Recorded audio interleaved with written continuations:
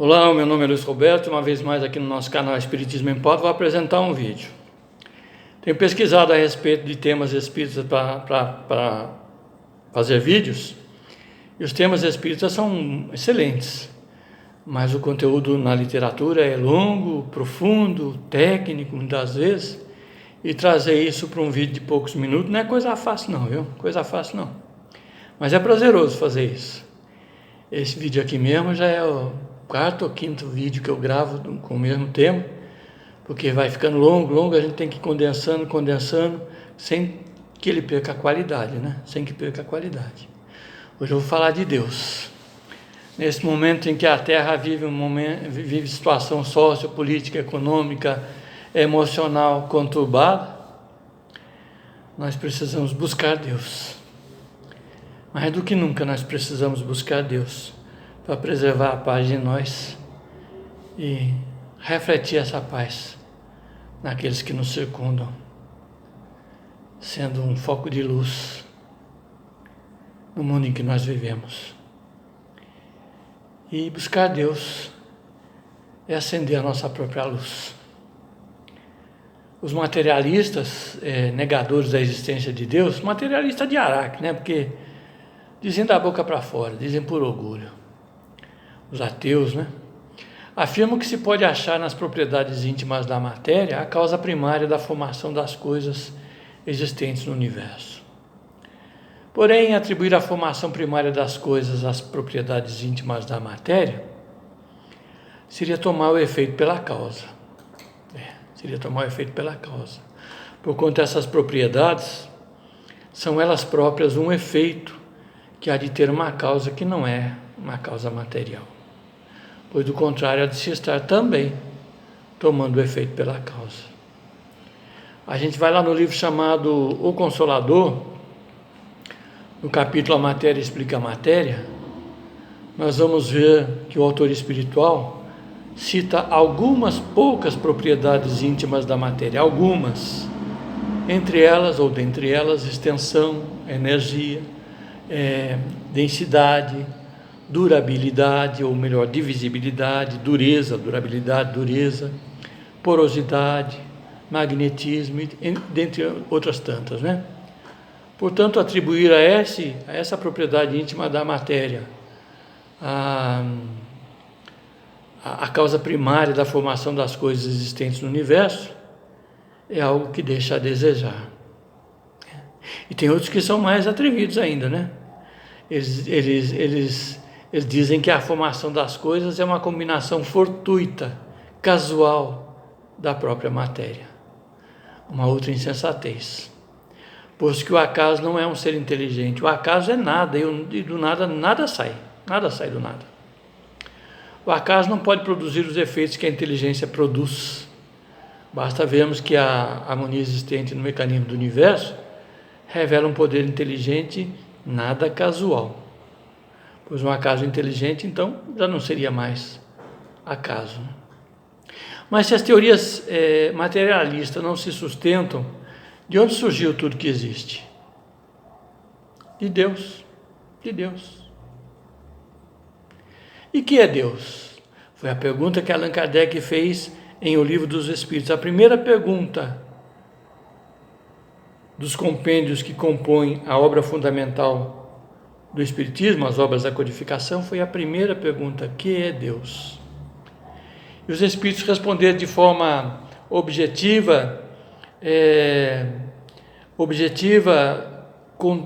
restrita, mas profunda, de uma forma profunda. Eles disseram: Deus é a inteligência suprema, causa primária de todas as coisas. Veja, causa primária de todas as coisas. Não é causa primeira. Algumas obras traduzidas do francês para o português, nós lemos lá causa primeira de todas as coisas. Não é a causa primeira. Causa primeira sugere que possa ter havido também uma causa segunda, uma causa terceira, uma causa quarta e assim por diante. Causa primária é a fonte, de onde surgiu, é a origem. Deus é a origem, causa primária de todas as coisas. Falando de Deus, eles responderam para o Allan Kardec também, os espíritos, que Deus não tem um termo inicial nem um termo final. Ou seja, Deus não tem começo nem fim. Nem começo nem fim. Deus é eterno, pois existiu desde sempre. Ele é infinito em suas perfeições, porque o infinito em si é apenas uma abstração. E a abstração, mas não é que um aspecto contido num todo, sem ter em consideração sua relação com a realidade desse todo. Portanto, Deus é infinito e não o infinito. Deus é absoluto, né? Ele é eterno e é real. Pois se tivesse tido princípio, teria saído do nada. Ou então, mas do nada sai. Ou então também teria sido criado por um ser anterior a ele. Esse também é um outro absurdo, uma outra insensatez. Duvidar da existência de Deus é negar que todo efeito tem uma causa. E a razão nos responde que Deus existe, pois pela obra se reconhece o autor. Vede a obra e procurai o autor, e não o encontrará entre as propriedades íntimas da matéria e nem entre os homens, pois quaisquer que sejam os prodígios que a inteligência humana tenha operado, ela própria, a inteligência humana própria, tem uma causa, e quanto maior for o que opere o homem, tanto maior há de ser a causa primária que o inspira. Deus é a causa primária que inspira o homem.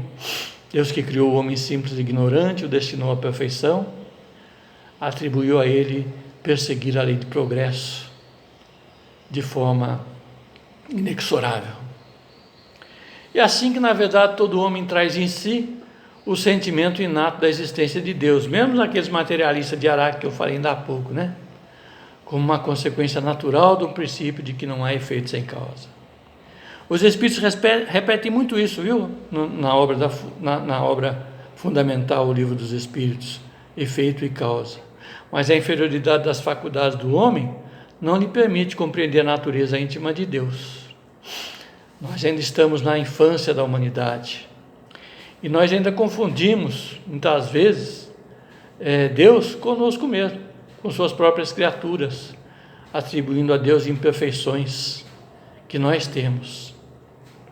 Mas na medida que nele se desenvolve, que no homem se desenvolve o senso moral, seu pensamento penetra melhor no âmago das coisas, e então faz ideia mais justa da divindade. Ainda que essa ideia seja incompleta, em razão do passo evolutivo que nós trilhamos no momento, será mais conforme a boa razão, ou a sã razão, conforme dizem os Espíritos lá no Livro dos Espíritos. Eles usam sã razão. O sentimento íntimo que temos da existência de Deus não poderia ser fruto da educação. Alguns dizem que é fruto da educação religiosa especialmente, né? Ou de ideias adquiridas. Mas se fosse assim, os povos selvagens não teriam, como de fato eles têm, esse sentimento da existência de Deus. No próprio grupo do qual participo, o sentimento da existência de Deus é universal. A quem pergunte em que é que na causa primária se revela uma inteligência suprema e superior a todas as inteligências, se o sujeito que ouvir essa pergunta for um sujeito desprovido de orgulho, há de responder: Deus, simplesmente Deus. Eu digo desprovido de orgulho porque lá no Evangelho segundo o Espiritismo, os Espíritos nos alertam para a necessidade de combater o orgulho em nós. Quem quiser assistir uma hora dessa, eu não lembro agora o nome do vídeo, mas deixe-me ver aqui, parece-me que é Exilados de Capela. É uma palestra de 29 minutos feita pelo Haroldo Dutra Dias, e ele fala justamente disso, que o que trouxe para cá os exilados de Capela, as 4 raças trazidas para cá, os arianos, os hebreus, os egípcios e os hindus, eles foram guindados para cá em razão do orgulho exacerbado que possuíam, do egoísmo que tinham, já incompatíveis com o passo evolutivo da constelação que habitavam. Eles então foram trazidos para cá em razão disso, em razão do expurgo que lá se operou. e para cá vieram trazendo os conhecimentos que possuem, justamente em razão do orgulho e do egoísmo. Por isso os Espíritos nos dizem lá no Evangelho que nós devemos combater o orgulho, porque o orgulho é que gera ou opera a incredulidade de Deus, em nós, né? O homem orgulhoso não admite acima de si, nada acima de si. Pobre ser, né? Pobre ser que, se Deus quisesse, graças a Deus, Deus não quer, ele, com um simples gesto, colocaria esse sujeito para fora do planeta Terra, né? Mas Deus nos guindou à lei de progresso. Ele nos criou simples e ignorantes, nos destinou à perfeição e deixa que a gente cresça, né? Quer que a gente cresça, sabe que nós cresceremos. Assim, uma inteligência superior é a causa primária de todas as coisas, seja qual for o nome que se lhe dê. Nós aqui, os cristãos, nós o chamamos de Deus. Deus. Porém, ainda nos falta o sentido para que nós compreendamos sua natureza e nós só o compreendemos, ou nós só o compreenderemos quando estivermos menos obscurecidos pela matéria e pelos sentimentos materialistas. Quando no estado de pureza espiritual nós nos aproximarmos de Deus, e então nós o veremos e o compreenderemos na inteireza que nos couber. Nós vemos essa afirmação lá no Livro dos Espíritos também, na escala espírita, espíritos da primeira ordem, os espíritos puros, eles conhecem a face de Deus, convivem diretamente com Deus e realizam a sua vontade. Por ora, quando dizemos que Deus é eterno, infinito, imutável, imaterial, único, onipotente, soberanamente justo e bom, do nosso ponto de vista, queremos abranger tudo. Contudo, ainda que seja limitada a nossa visão de Deus, a razão, com efeito, nos diz que Deus deve possuir em grau supremo essas perfeições, porquanto se uma só lhe faltasse, ou não fosse infinita nele, já ele não seria superior a tudo, não seria, por conseguinte, Deus. Deus é absoluto. Há coisas que estão naturalmente acima da inteligência do mais inteligente de nós, as quais a nossa linguagem restrita, as nossas ideias e sensações, não tem meio de exprimir. Então, em razão disso, Deus se apequena na nossa maneira de o ver. Mas isso é próprio da infância da humanidade, na qual nós nos encontramos.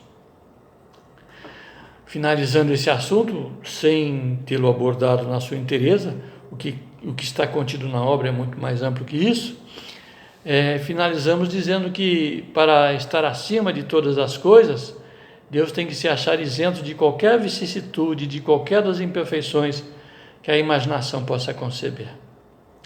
Quando nós humanizamos Deus, ele deixa de ser Deus. Por isso, a melhor definição é a que deram os Espíritos. Deus é a inteligência suprema, causa primária de todas as coisas. Deus é absoluto. E vamos adiante.